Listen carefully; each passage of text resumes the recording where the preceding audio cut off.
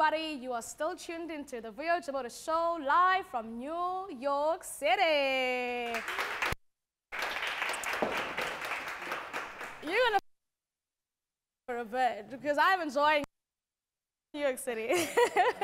And for those who don't know, I've just got off the boat, and what that means is I've just arrived in the city like a couple of weeks ago.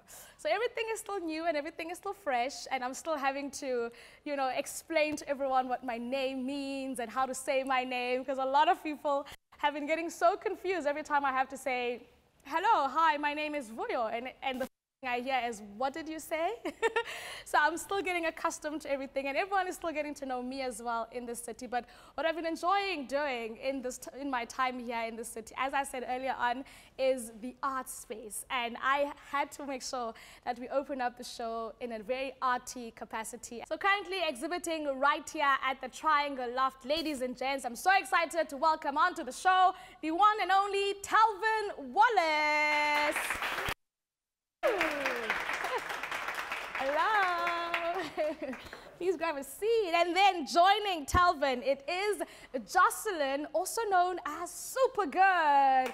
Come on, girl. Come on, come on, come on. Thank you for coming on the show. Please grab a seat. I love talking to artists. Now it's one of my favorite things to do. So thank you so much for coming and taking the time to be with us on the show. You also guys are exhibiting right here at the Triangle Loft. Is that something exciting that you have to say, like when you're telling people that I have an exhibition happening in New York City? Is that something that you guys enjoy saying a lot? Absolutely. I don't know if I enjoy saying that though, do you? I mean, I feel like, you know, just being able to share my work in general is always just something exciting to look forward to. So no matter the space, you know. I like that. But just with it being somewhere where it's like, you know, a lot of foot traffic, it is pretty, you know, substantial. And on that note, when you get to see people looking at your art, I know when I came here for the first time and I saw you, Jocelyn, kind of like explaining your art and kind of giving framework to the context on how it came about. But when you're just sitting there and like watching people enjoy your art, how does that make you feel? Well, what I'm hoping is that they are somehow connecting with the work. You know, and in your previous question, you asked, oh, do you enjoy telling people you're at the Triangle Loft? Yeah. I think the thing I enjoy most is trying to find that common ground. And exhibiting in a loft may not be that common ground, but talking about painting, talking about expression, talking about movement, color, those are things that I think get people really excited. And when I'm watching folks observe my work, that's what I'm hoping that they're picking up on as well. Yeah, yeah. And I think for me, like, I just, you know, just looking at the art and kind of thinking what this person who put this together was thinking. When you're creating art, Telvin, what is happening in your mind? A lot, eh? Yeah. Honestly, just chaos. Oh my God. Yeah. Depending on just what I'm trying to express, sometimes I'll try to if I can't put it into words, I'll try to communicate it in something that's more visual. And people can receive it and kind of, you know, have a conversation around what they see. And so, therefore, the words can come from the conversation that's being had about what the people are, like, taking in from what they see. And the main thing for me, though, is not necessarily like it's always chaotic. It's just if I need to express something that's a very deep and heavy emotion, I always try to make sure I'm encompassing the full spectrum of human emotions.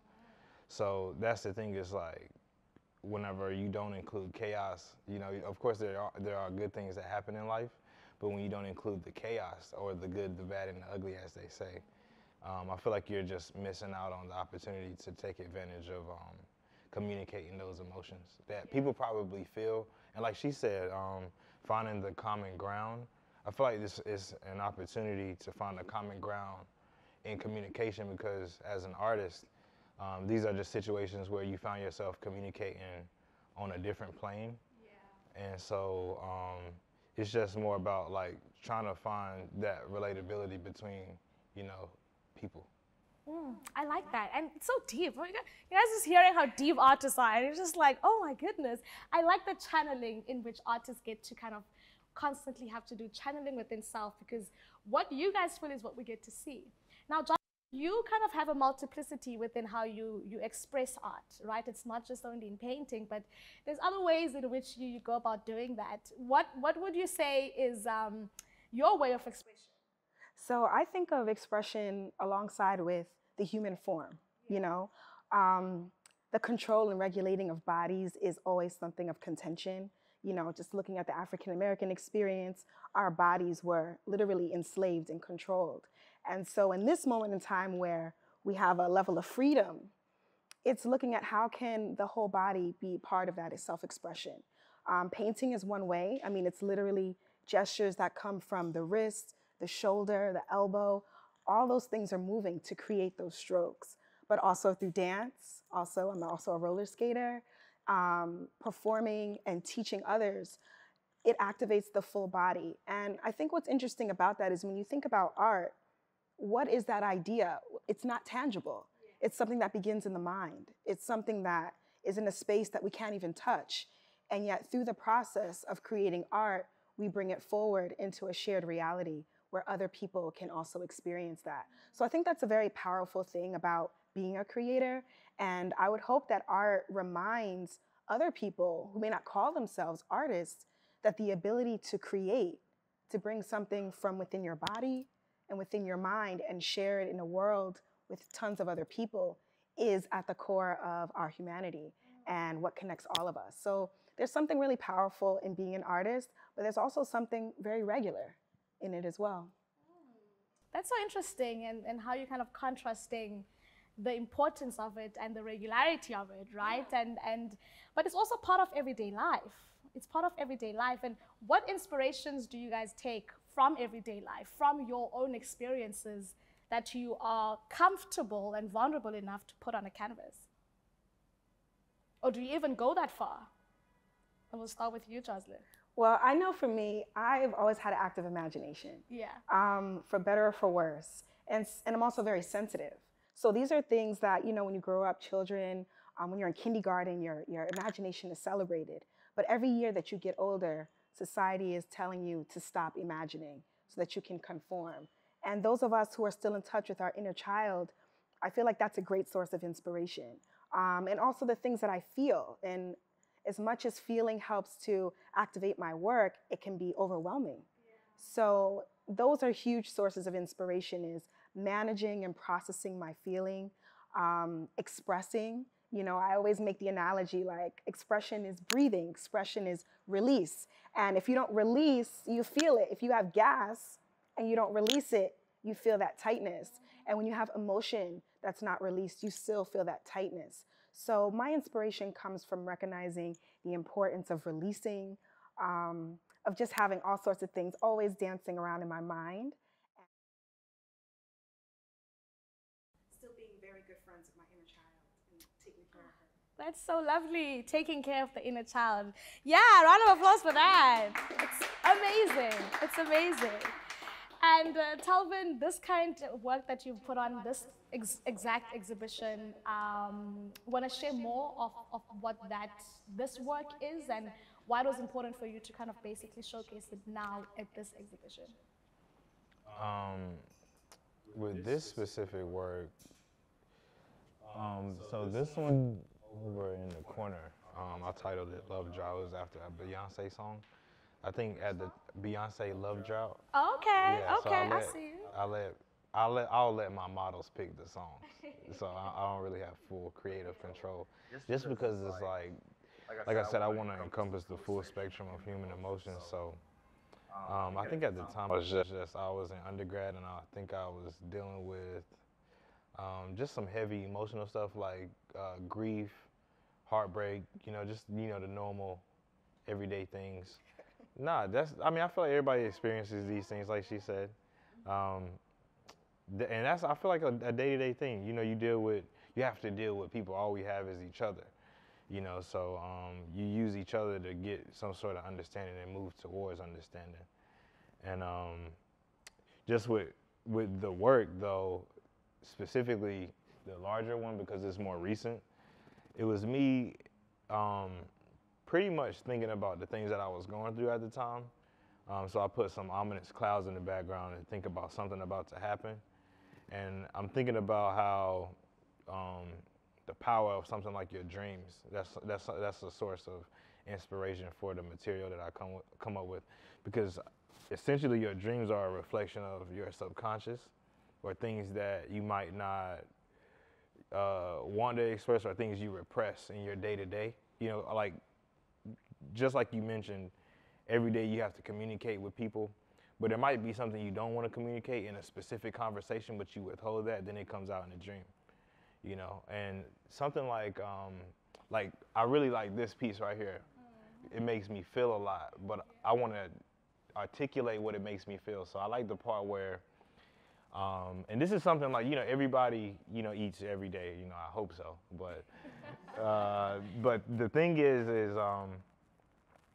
he said something very intriguing to me, and it just made me think about this whole piece totally different. I think the perspective of this is like a bird's eye view, because it's like, or just like the view of like something that isn't human, you know, maybe an insect, whatever, you know, being a fly on the wall. So I'm thinking about perspective instantly. But before perspective, I'm thinking about the technical narrative. The technical narrative is what goes into the process of making.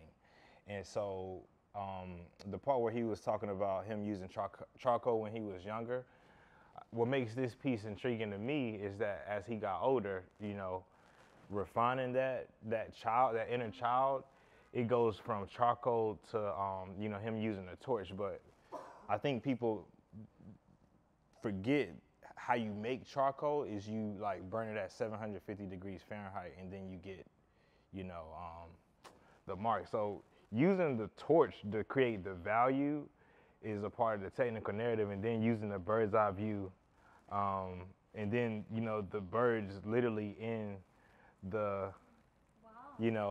So that's how you analyze. It's so interesting how you kind of layering and showing us these layers that had to go into putting the art. It's quite intriguing, right? Yeah, it comes out very naturally. Like I said, you know, charcoal, just regular like vine charcoal, is made by burning, and then, you know, for him to literally burn in the shadow masses is pretty much what he would be doing with the charcoal, except he's using the ground of the wood as the light. You know what I mean? So it's like, get it now. It's just like, yes, it's learning though. That, which is what I'm finding so exciting, is that I'm learning so much about just the technique in itself. Because, you know, I'm sure I'm wondering the jargon that you're using, the different types of wording that you're saying, but in itself, that's the art as well, right? The art is in this unlayering of it and unpacking of it. So yeah, no, thank you for analyzing that for us there, Telvin. Yeah, it makes me think about the things we take for granted as human beings, you know, ultimately, you know, because another perspective, you know, eyes, something, you know, is something that is unique about all of us. All of our eyes work differently, you know, so the way we put down paint, the way we put down just different, or just using different materials, is always going to be communicated differently. Yeah, and which is why the versatility in the different types of art that we're getting to see here is different and exciting in its own way. And you guys got to show us that within your pieces as well. So thank you so much for sharing a piece of your hearts with us, because that's what you're pouring into the canvases. And there at home, as you know, we're bringing you the artists behind the art. So thank you for coming on the show. And remember, they are creating their work right here at the Triangle Loft in New York City.